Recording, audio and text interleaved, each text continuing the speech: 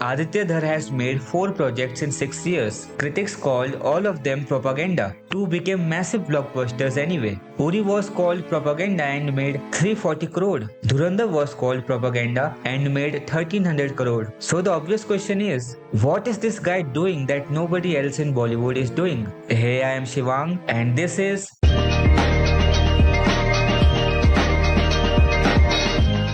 and I want to talk about why Aditya Dhar connects with Indian audiences in a way most Bollywood filmmakers simply don't. And I'll tell you upfront, this isn't really about nationalism or politics. It's about something much more fundamental than that.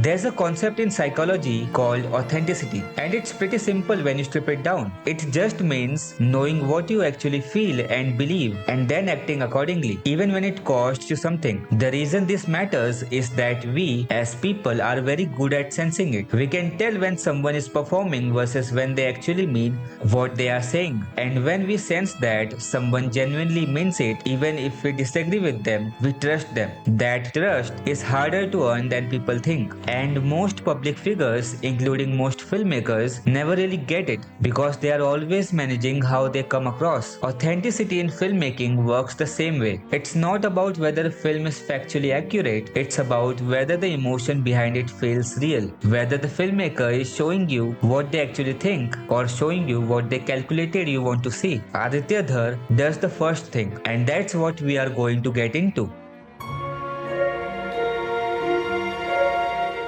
Dhar was born in 1983 in New Delhi into a Kashmiri Pandit family. His mother was the Dean of Music and Fine Arts at Delhi University. So he grew up around culture and storytelling. And as a kid, what he actually wanted to do was join the Indian Army. He's talked about this in interviews. He said, as a Kashmiri Pandit, I have been hearing about terrorism from childhood. Directly or indirectly, we have also been victims of terrorism. The army didn't happen. So he did theatre instead. Spent years with the Delhi Music Theatre Group, learning how to construct stories on stage. Then in 2006, he moved to Mumbai and started from scratch. Assistant director, radio jockey, lyric writer. He wrote songs for films like Halidil and dialogues for Akrosh and Tez. Years in the background, learning the craft from every angle before he got the chance to direct. When he finally did, he made Uri. And I think it matters that it took that long because by the time he got to the director's chair, he wasn't someone who just had an idea for a film. He was someone who had been carrying something for years and finally had the platform to say it.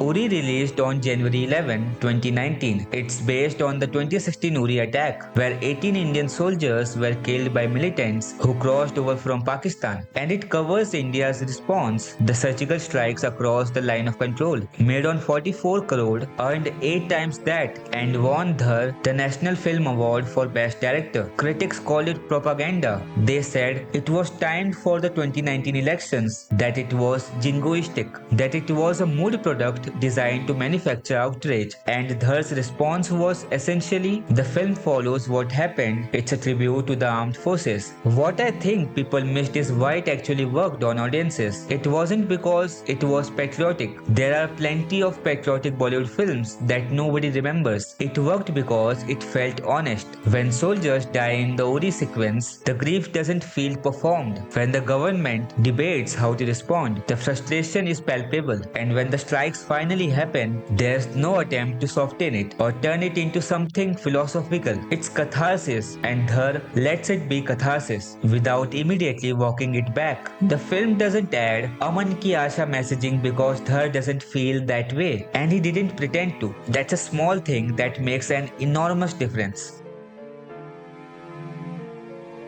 Article 370 came out on February 23, 2024. Dhar co-wrote and produced it but didn't direct. It's about the 2019 revocation of Article 370, the law that gave Jammu and Kashmir its special status, and it follows an intelligence officer named Zuni Aksar, played by Yami Gautam, who is working to ensure the revocation happens without large-scale violence breaking out. Critics came back with the same accusations: BJP propaganda, election timing, one-sided, scripted, and honestly, some of that isn't wrong. The timing wasn't accidental, and the film has a clear political perspective. But what's interesting about Zuni Aksar's character, she's a Kashmiri, she has lived there, she has seen what decades of militancy and separatism actually produced on the ground, and her motivation is personal, not ideological. And Dhar was very clear in interviews that this is fiction inspired by real events, not a documentary, not a factual account. He is showing you what he believes and is not pretending otherwise. That's actually quite different from propaganda. Propaganda disguises itself as objectivity. Dhar never claimed objectivity. He said, "This is my interpretation, this is what I think happened, and why it mattered." You can disagree with that, but there's no deception in the framing. Baramulla came to Netflix on November 7, 2025. Dhar co-wrote and produced it. On the surface, it's a supernatural thriller. Missing children, ghosts, mystery set in Kashmir. But what it's really about is the exodus of Kashmiri Pandits and how terrorist networks recruit and radicalize children in the name of religion, sending them across to Pakistan for training. What's worth noting is that Dhar chose to tell the story from the perspective of a Muslim family. He talked about why Kashmiri Muslims have also suffered. It would be absolutely wrong to say only Kashmiri Pandits felt the pain. He also spoke specifically about Kashmiri Muslim police officers who do dangerous work every day and get called traitors by their own communities for it. So when people say his work is one-sided, Baramulla is a useful counterpoint because the whole architecture of that film is Kashmiri Pandit trauma being witnessed and felt through Muslim eyes. That's a more complicated thing than his critics tend to give him credit for. Dhurandhar 2025. And then Dhurandhar, which released on December 5, 2025. This is Dhar's second film as director. Ranveer Singh plays an undercover agent operating inside Pakistan, and the film moves through some of the most painful events in recent Indian history. The IC-814 hijacking in 1999, the Parliament attack in 2001, and 26/11 in Mumbai. 1300 crore worldwide, highest grossing Indian film of 2025, banned in Gulf countries. There's a sequence in the film that people are still talking about. During the 26/11 section, Dhar pauses the narrative and puts actual transcripts on screen. Real recorded conversations between the terrorists and their ISI handlers, typed out in red. Mumbai burning in the background, Ranveer watching it in character with tears in his eyes. Some people call it manipulative, others said it was the most honest thing in the film. What I would say is that it's Dhar showing you what he felt watching Mumbai burn in 2008. That's not a calculated directorial choice designed to provoke. That's memory. So is Aditya Dhar making propaganda? Let's actually sit with that question instead of dismissing it either way. Parts of his films do serve political narratives. The timing of Article 370 before elections wasn't coincidence. Dhurandhar's framing of political parties is deliberate. These things are true and worth acknowledging. But there's a difference between serving a narrative because you were paid to and serving a narrative because you genuinely believe it. Propaganda is calculation. You manufacture an emotion you don't feel to achieve an outcome you want. What Dhar is doing feels different. His films feel like personal exorcisms, not strategic products. He's a Kashmiri Pandit who grew up with this anger, spent decades in the industry without the platform to express it, and now makes films from that place. Whether that crosses into propaganda is honestly a conversation worth having. But what's not debatable is that audiences respond to real emotion in a way they don't respond to manufactured emotion, even when they can't fully articulate why. Now the interesting question is, why other filmmakers don't do what he does? And I think there are a few real reasons. The first is economic pressure. When a film costs 150 to 200 crore, you need it to work everywhere. Gulf markets, overseas, across every demographic. That creates a systematic pressure toward films. Dhar's films got banned in Gulf countries and still became the biggest Hindi hits of their respective years because the domestic audience responded so strongly. Most producers aren't willing to take that trade. The second is the star system. The biggest names in Bollywood have spent years building up brands around universal likability. Shah Rukh Khan, Amir Khan, Hrithik Roshan. Making a film with a specific, unapologetic political perspective risks that brand.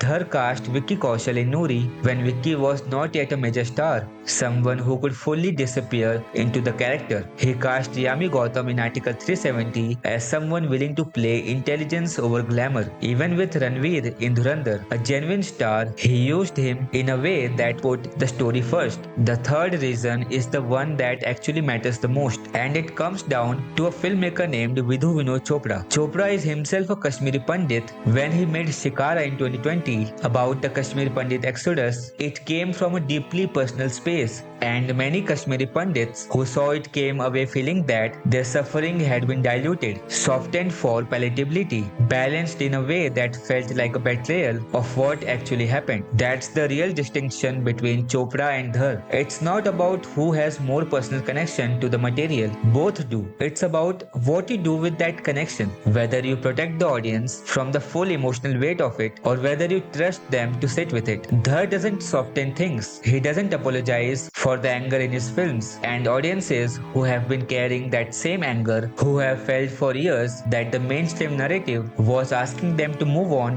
from things they weren't ready to move on from, finally see their feelings reflected back without the usual caveats. That's ultimately what Dhar is giving people. Uri doesn't just tell you that the surgical strikes happened. It lets you feel what it would have felt like to finally respond. Article 370 doesn't just cover a political event. It gives you the satisfaction of watching a long delayed correction happen. Dhurandhar puts you inside Pakistan watching 26/11 being planned and executed, and it doesn't ask you to find nuance in that. It asks you to feel the rage and then feel the response. Other films would add the balancing thought, the reminder that revenge has costs, that peace is the ultimate goal, and there are good people on both sides. Those things may be true, but for a large portion of the Indian audiences, being asked to perform that balance every single time has felt dismissive of their actual experience. Dhar stops asking them to perform it, and that, more than anything else, is why they keep showing up. Conclusion.